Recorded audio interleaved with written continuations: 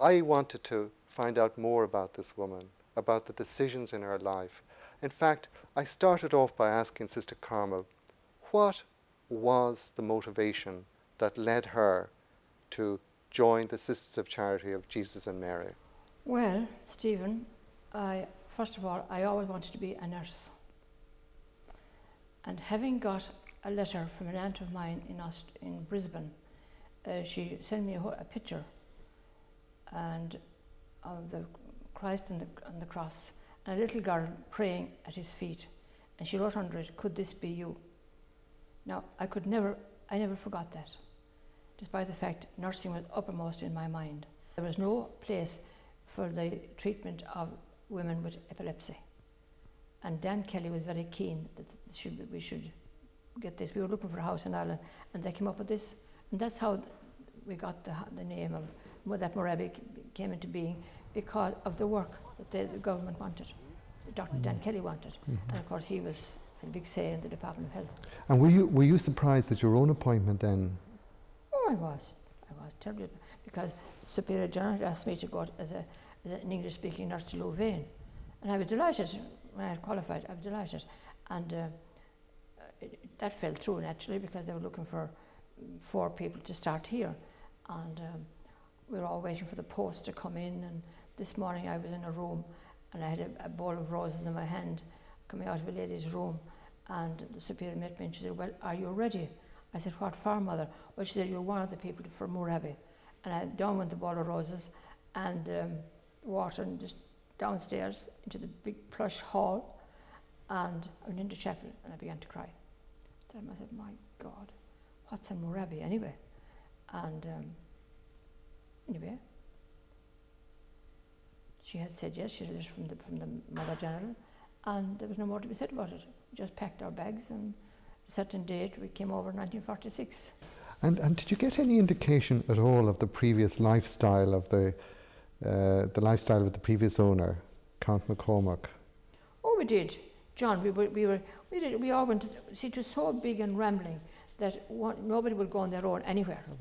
But he entertained lavishly. Yes. For the year of the Congress now, yes. He had all the archbishops and the bishops and cardinals and whoever entertained here. Mm-hmm. Great singer. All his songs he sang outside the door there, and his piano was there.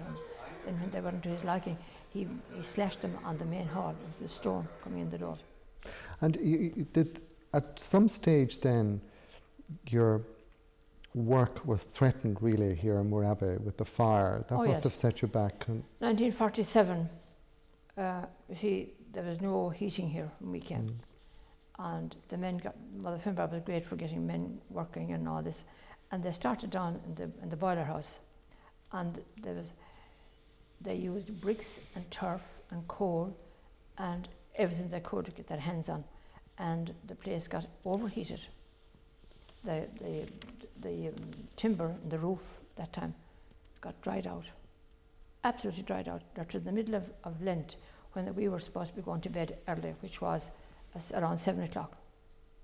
And we were entertaining somebody who was coming back from India here, and she had brought rashers and sausages and all the rest of it into Abbey, because she knew she was delighted to be coming to Abbey. We were delighted to be getting the sausages and the rashers and all the rest of it, because we weren't used to it during the war. And we went downstairs, ran across the hall. The Superior happened to be in Dublin with Sister Redemptor, and we ran across the hall and downstairs to look for the men, and the men had gone. It was about 6:30, and by the time we got downstairs, the place was lighting, was in fire. Big fire was on. But see, people outside, the perception that people had about works like here, and I don't think that the perception of people is one thing, but religious women like ourselves saw the need. We just got on with it, with courage and vision. And risk, taking a few and risks. risks, there's no doubt about that. But were you as women valued though at the time? I say we were. In those days we were, much more so than today. Oh yes, we were valued, all right, but the people, we were so strict, Stephen, that we weren't even allowed to go as far as the post office from this building. I remember those days. But then they were all man-made laws and rules, you know, and nothing we could do about it. But we used to go out for a walk with the girls, and there'd be one nun in front of them and a nun at the back, and we'd have about 40 residents in between us, trying to mind them in case they got a seizure. Now, knowing what we were up against, even being a general trained nurse, you learn very little, if anything, about epilepsy. So I've felt, I knew I was the nurse here and I was going to be responsible. So I asked if I could visit someplace. So I went to Chalfont St. Giles in Buckinghamshire. I was there for about 6 weeks to 8 weeks. And there were 690 women and men and women in the colony. And I can assure you, I learned an awful lot. I came back here, and I suppose I'd be very, to be proud to be saying that I knew everything about them, but I did. I learned an awful lot.